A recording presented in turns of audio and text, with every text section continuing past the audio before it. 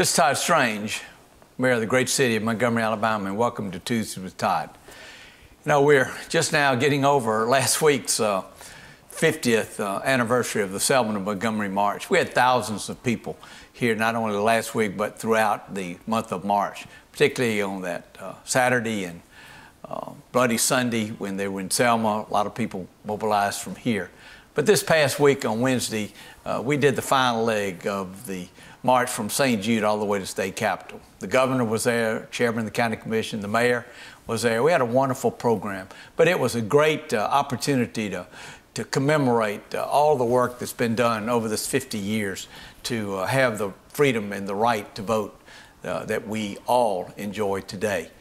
It's a message worth repeating because in the last mayoral election, we had only about 20% of the people that were eligible to vote to actually vote. So as we move into the next 50 years, let's not make this a conversation piece. Let's all exercise that right that we have, and shame on us if we don't go out and meet our obligations.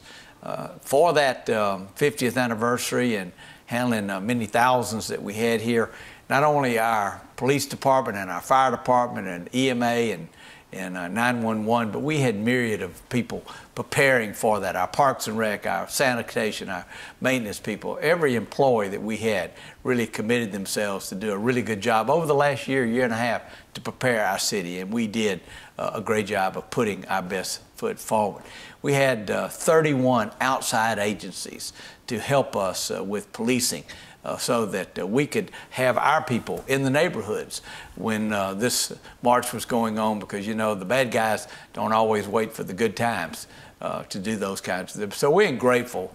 There's a list that we'd put on our website to show how appreciative we are. And certainly we want to thank the Montgomery County Sheriff's Organization for supporting this as well. It really was a great event. Another event coming up this Thursday on April the 2nd, starting at 5:30 at the Crump Center.